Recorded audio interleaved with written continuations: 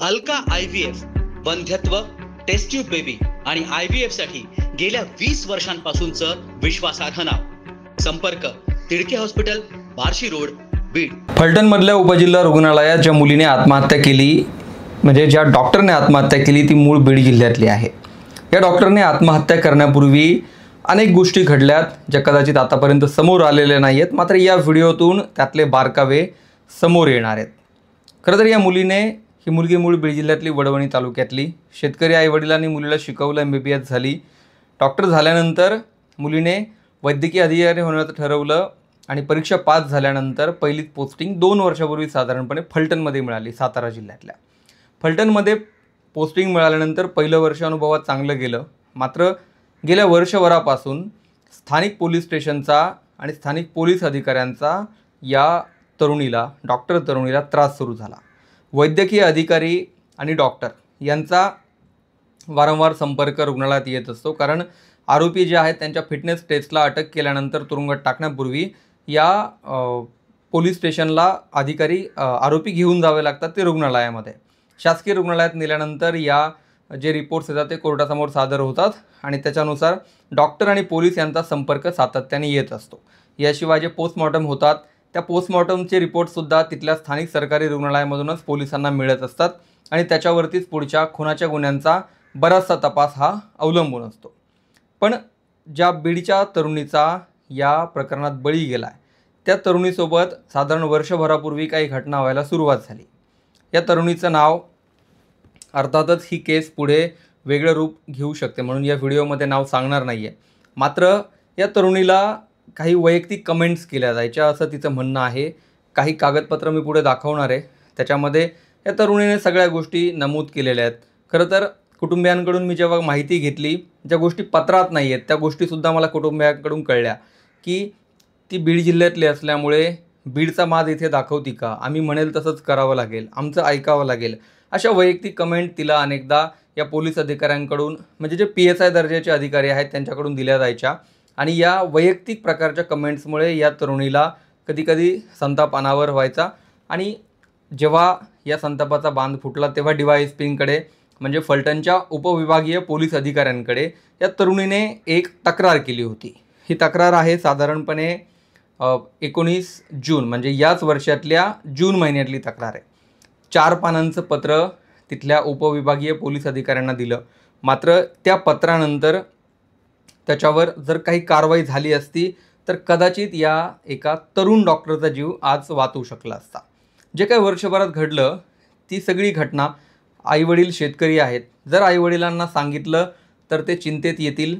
त्यामुळे या तरुण डॉक्टरने आईवडिलांना कुठलीही घटना सांगितली नाही. मात्र आपल्या मोठ्या बहिणीला, जी स्वतः एक वैद्यकीय डॉक्टर आहे, त्या मोठ्या बहिणीला अनेकदा हे किस्से शेअर केले की आपल्याला असा त्रास होतो आहे, आपल्याला असा मानसिक छळ आपला केला जातो आहे, आपल्याकडे वाईट नजरेने पाहिलं जात आहे. या PSI, जे 2-3 PSI आहेत, त्यांची वारंवार तक्रार केली. आत्महत्या करताना एका PSIचं नाव संबंधित तरुणीने लिहिलेलं आहे. मात्र 1 जून महिन्यामध्ये जी तक्रार उपविभागीय पोलीस अधिकाऱ्यांकडे केली होती त्याच्यामध्ये 3 पोलीस अधिकाऱ्यांची नावं त्याच्यामध्ये आहेत. आत्ता माझ्याकडे ती 4 पानांची तक्रार आहे ज्याच्यामध्ये संबंधित तरुणीने सगळ्यांची नावं लिहून ठेवली होती. या 4 पानांच्या तक्रारीमध्ये या तरुणीने असं सांगितलेलं आहे की हे पोलीस अधिकारी वारंवार येतात, आम्ही म्हणू त्या पद्धतीचे रिपोर्ट द्यायचे, पोस्टमॉर्टमचा रिपोर्टसुद्धा आम्ही सांगू त्या पद्धतीचाच द्यायचा, आणि शिवाय आम्ही कधी आलोत तरी आरोपीची तपासणी करून द्यायची, आम्ही सांगू त्या पद्धतीचे रिपोर्ट्स द्यायचे. यासाठी या तरुणीवरती दबाव टाकला जात होता. मात्र एका गुन्ह्यामध्ये ते आरोपी कोणत्या गंभीर गुन्ह्यातले आहेत, कोणत्या गुन्ह्यातले आहेत त्याची कल्पना न दिल्यामुळे आपण यांची टेस्ट उद्या सकाळी करू, रात्री उशीर झालेला होता, असं संबंधित तरुणीने सांगितलं.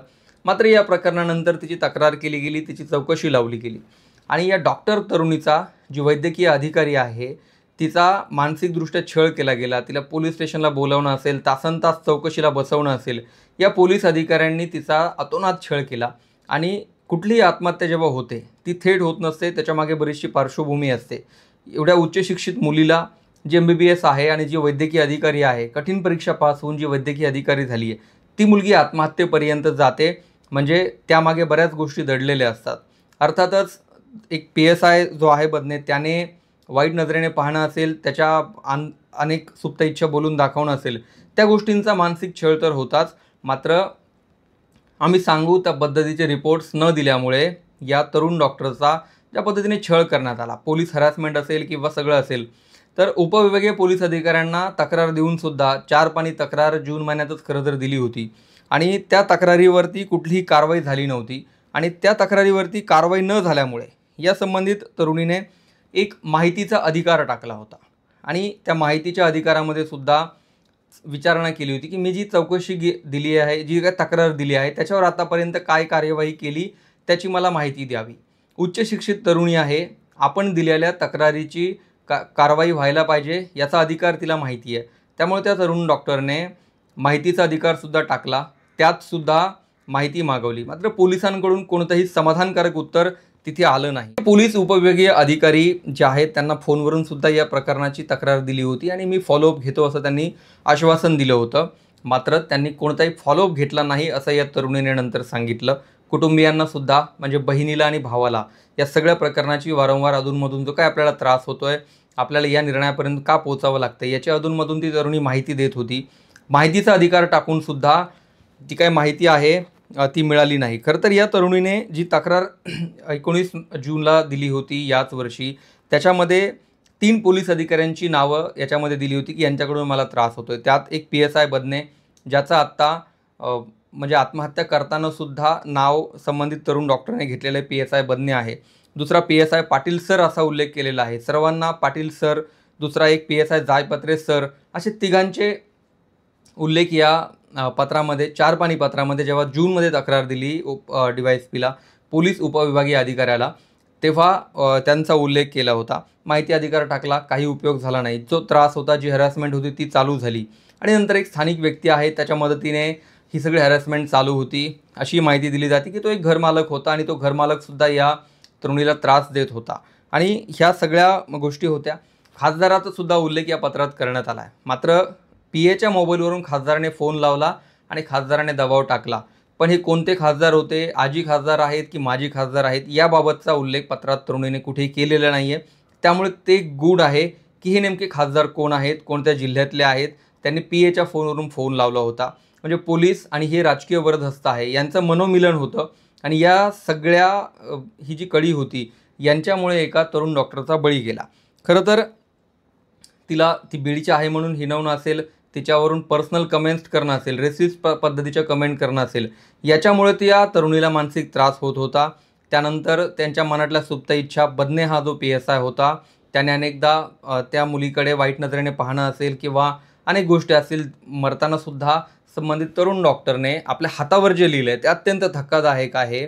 कारण एका उपजिल्हा रुग्णालयातल्या वैद्यकीय अधिकाऱ्यावरती जर अशी वेळ येत असेल तर सामान्य पेशंट, सामान्य नर्स यांची काय परिस्थिती असेल आणि जे पोलीस दबाव टाकतात त्यांच्यापासून या सर्वांना किती धोका आहे हे सगळं सांगणारी ही परिस्थिती आहे. खरं तर जूनमध्ये तिथल्या पोलीस उपविभागीय अधिकाऱ्यांनी जर याची चौकशी केली असती, ही तक्रार जर गांभीर्याने घेतली असती, तर एका उच्च शिक्षित डॉक्टरला, वैद्यकीय अधिकाऱ्याला आज आपला जीव देण्याची वेळ आली नसती. एका शेतकरी बापाला ज्याने अत्यंत कष्टाने आपली लेकरं शिकवली, मोठी केली, अधिकारी बनवली, त्याला आपली मुलगी गमावण्याची वेळ आली नसती. आज सर्वांनी याचा निषेध केला आहे. चौकशी होईल, एकालाही सोडणार नाही असं अनेक जण म्हणत आहेत. मात्र पोलीसच कशी मिलीभगत करतायत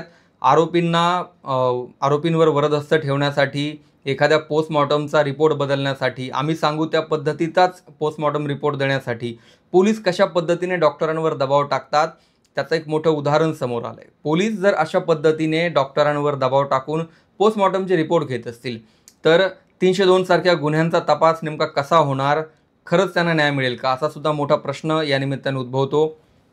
फलटणचं प्रकरण अत्यंत गंभीर आहे, याची चौकशी होईल. मात्र जो PSI सध्या फरार आहे बदने, त्याचा पोलीस शोध घेत आहेत आणि अर्थातच हे पोलीससुद्धा फलटणचेच आहेत. त्यामुळे बाहेरच्या पोलिसांकडून याची चांगली चौकशी व्हावी अशी अपेक्षा आहे. कुटुंबियांचं म्हणणं होतं की मुलीचं पोस्टमॉर्टम जे आहे ते इन कॅमेरा करावं, कारण आम्हाला इथल्या पोलिसांवर विश्वास नाही आहे. पोलीस या प्रकरणात दबाव टाकण्याचा प्रयत्न करत आहेत. मात्र इन कॅमेरा पोस्टमॉर्टमची जी मागणी होती ती फेटाळून फॉरेन्सिक एक्सपर्टच्या निगराणीत हे सगळं पोस्टमॉर्टम करण्याची जी मागणी होती ती मात्र मान्य करण्यात आली आहे आणि फॉरेन्सिक एक्सपर्टच्या निगराणीमध्ये हे पोस्टमॉर्टम करून जो काही शवविच्छेदन अहवाल आहे त्याच्यानुसार सर्व गोष्टी आता समोर येणार आहेत. मात्र या प्रकरणाचा सर्व स्तरातून निषेध होतोय. तुमचे मत या प्रकाराविषयी कमेंटमध्ये जरूर लिहा. चॅनल सबस्क्राईब करा. यापुढे असे व्हिडिओज tour.com वर तुम्हाला पाहायला मिळतील.